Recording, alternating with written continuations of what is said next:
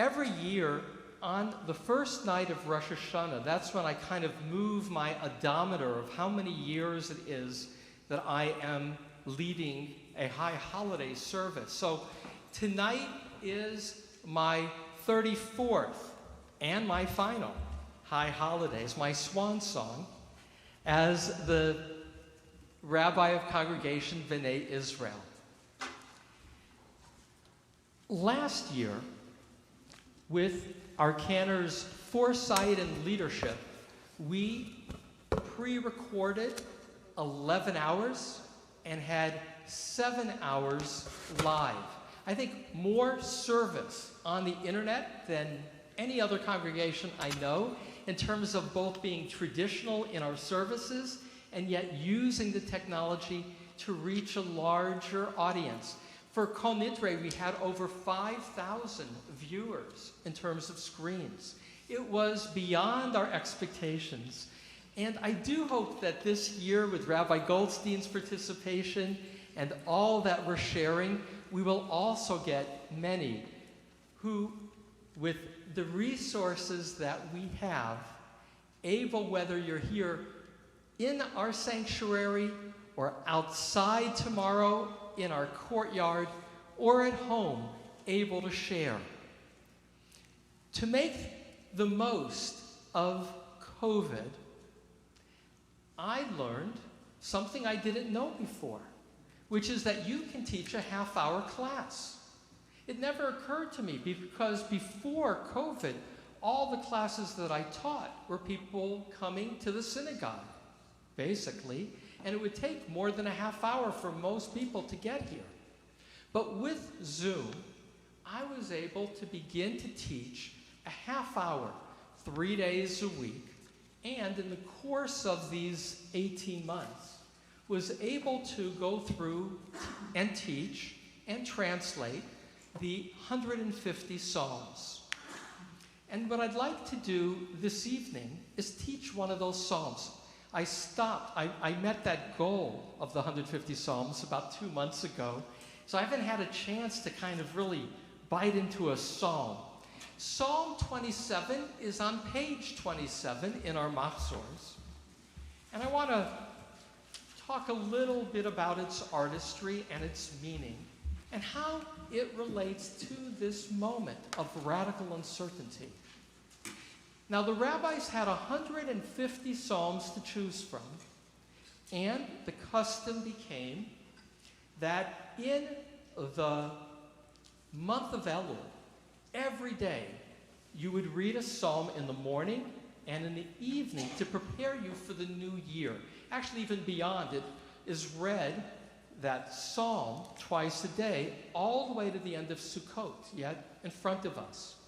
And remarkably, having 150 psalms they could have picked, they could have done a variety of psalms. There are some psalms, like Psalm 81, that deals with repentance. Remarkably, they chose Psalm 27 that does not deal with repentance as the psalm to say twice a day. And so the question first to put in the back of your mind is, why is this the mantra? Why are these the words that we repeat over and over in anticipation of a new year? And what I'd like to do, you have on page 27 the wonderful translation by Rabbi Elie and friends, but I want to read my own translation because I worked hard on it, and I miss teaching from my translations. So I'm going to read Psalm 27. I'm going to talk a little bit about its artistry, and then where I'm going is to talk about why is this the psalm that we're scheduled to read tonight. This will check it off. We won't have to read it again. Why Psalm 27? And what does it have to say to us living as we are amidst uncertainty? Psalm 27. For David, Adonai is my light and my deliverance. Whom shall I fear? Adonai is the stronghold of my life. whom shall I dread? When evil doers draw near me to devour my flesh, my tormentors and my enemies, they are to me. They stumble and they fall. If a camp encamps against me, my heart will not fear. Even if war arises against me, in this I do trust. One thing I ask of Adonai, of this I seek, that I may find Shabbat in the house of Adonai all the days of my life, to behold the pleasantness of Adonai, and to awaken in God's palace. For God will shelter me in the divine sukkah on the day of the evil, conceal me in the concealment of God's tent. Upon a rock will raise me up.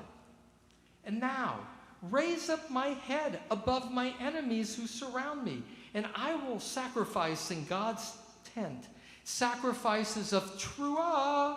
I will sing and hymn to Adonai. To you my heart has said, seek my face. Your face, Adonai, I do seek. Do not conceal your face from me. Do not turn away in anger, your servant. You are my help. Do not cast me off. Do not leave me, my God of my deliverance. For though my father and my mother leave me, Adonai will gather me in. Parent me, Adonai, of your way, and lead me on an upright path. Despite my watchful foes, do not give over my spirit to my tormentors. For having risen against me are false witnesses who breathe out violence. Were I not to believe that I will see the goodness of Adonai in the land of the living? Hope for Adonai. Let your heart be strong and courageous, and hope for Adonai. A story of Admiral James Stockdale, the highest ranking soldier in the Vietnam War, taken captive by the Vietnamese.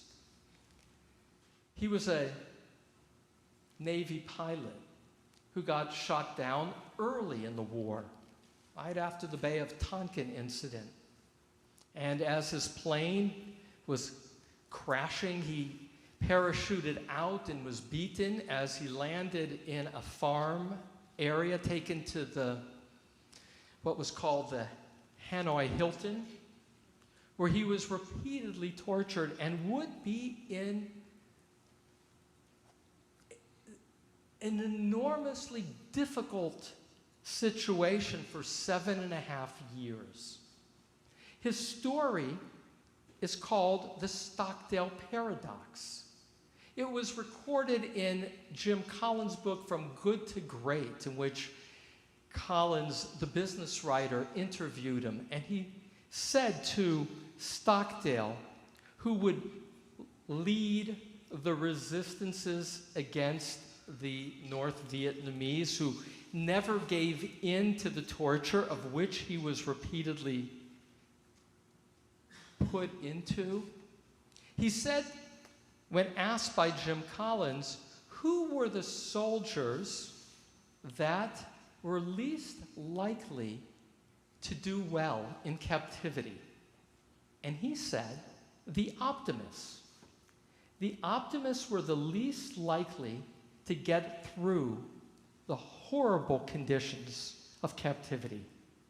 Because the optimists would say, you know, the Viet Cong, the Vietnamese, they're going to free us at Christmas. Christmas would come and go. They said, Easter,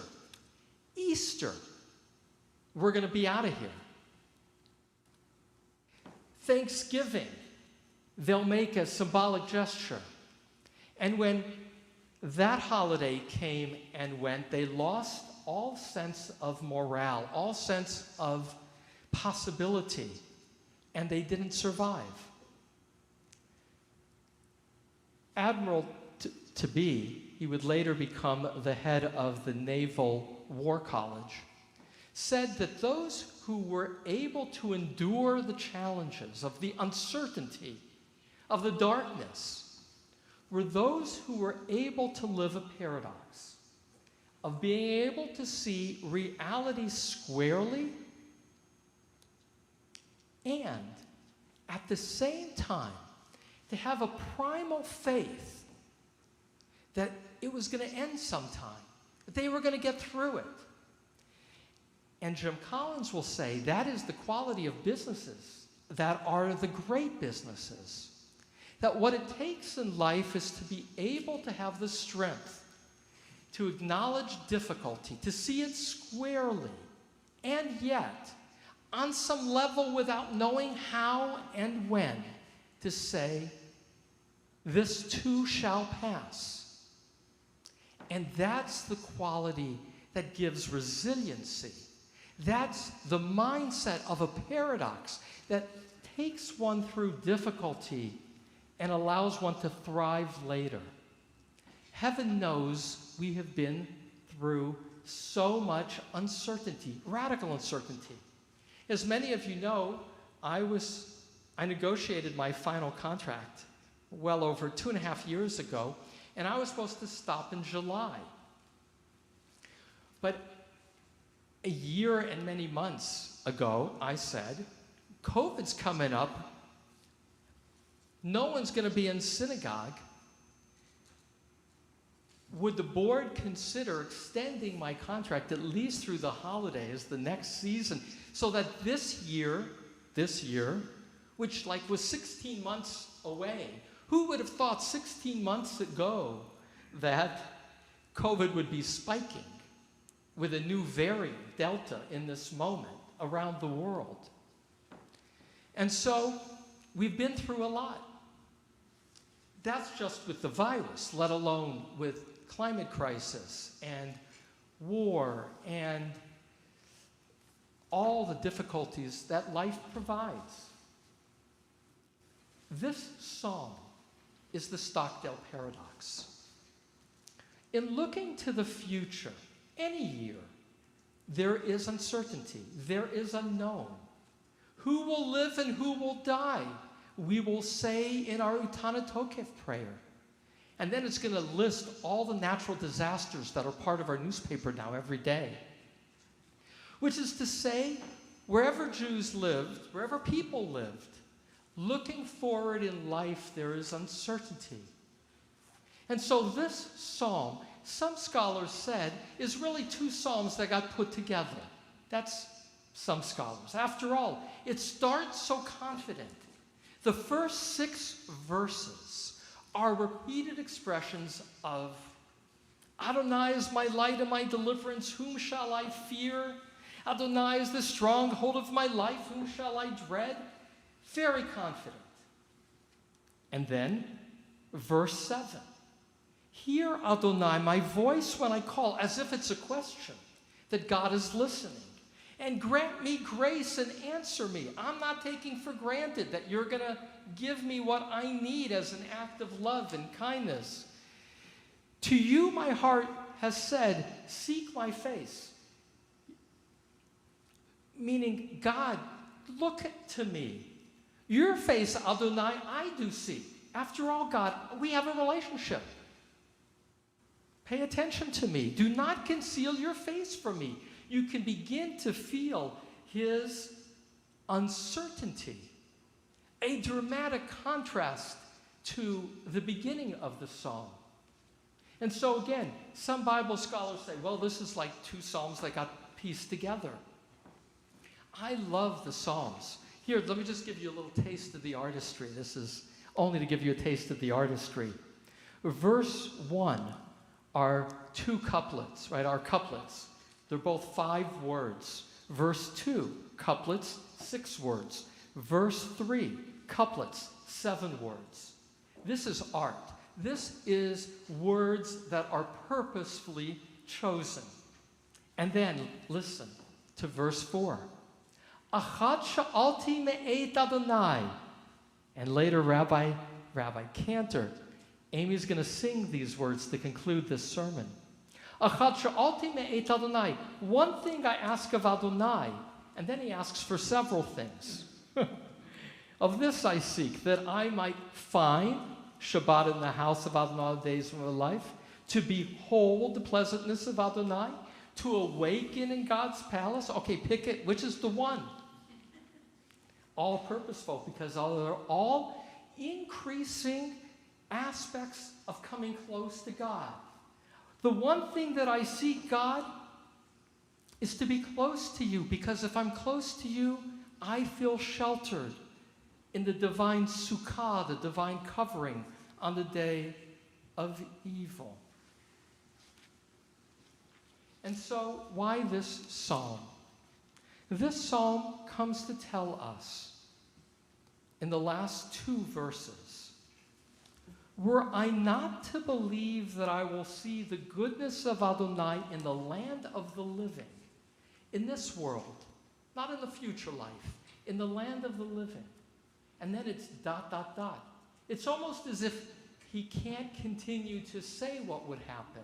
He can't imagine, she can't imagine, what would happen if there was no sense of the intimacy, the care that gives us strength. For that faith that I spoke about, James Stockdale, he would say it's not rational. When you're a prisoner as a POW, you don't know how it's going to end. You don't know if it will end. You don't know you will survive. That is a statement that comes from a core belief, a faith. But without that faith, without that hope, then there is, in fact, no tomorrow. Beware of the optimist. Beware of wishful thinkers who say, I don't see it, it's not real. Beware of those who fail to take into account other people's health by refusing to wear masks. This psalm concludes, hope for Adonai, let your heart be strong and courageous, and hope. Hope. That's the word that gets repeated purposefully for Adonai. Adonai, the opening word and the closing word, the envelope of this. Well, I talked about Admiral Stockdale and the paradox. That paradox that is here in Psalm 27. But 2 things to know, and really to know, because we are living in a world of radical uncertainty. The 2 things to know is that we are not POWs. Our lives have been inconvenienced. And sadly, many of us know people who have been quite sick and who have even died of COVID in the course of the last year. I look at my friend Aaron Harari, who lost a niece and a nephew to COVID, a niece and a nephew in the last 2 weeks. It is real. At the same time, we are not captives. We have a life.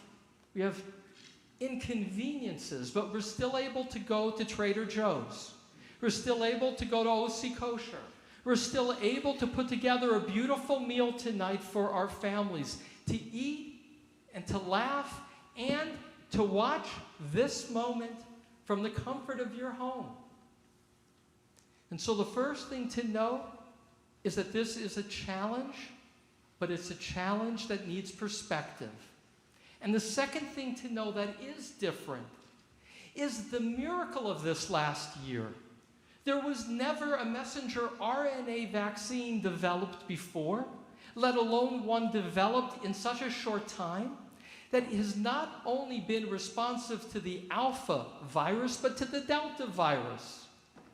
It's an amazing achievement of human capacity. We who are created in the image of God have this enormous power, the ability to affect change. That is reason to be hopeful in dealing with climate crisis too. That's the COVID of a bigger kind. There isn't a simple virus that is easily responded to with a vaccine for climate crisis, which I am so deeply scared about for my children and my grandchildren. And I don't have to wait that long for the fires up north and the floods on the East Coast in this last week. That is a real problem that will require our collective focus, effort, and commitment. But we can do it. Psalm 27 is chosen because it's a psalm that looks at life squarely, honors that there are enemies, those who breathe out lies, and yet emphasizes that with faith of a better tomorrow, with faith that God can give us courage, stamina, and ingenuity, we can build a better tomorrow. Ribono Shalom, Master of the universe, LeDavid Adonai Ori, the Lord is my light, Uni Yirah, who shall I be afraid? Achat sha'alti me'et Adonai, I only ask for one thing, and that is to dwell in your presence.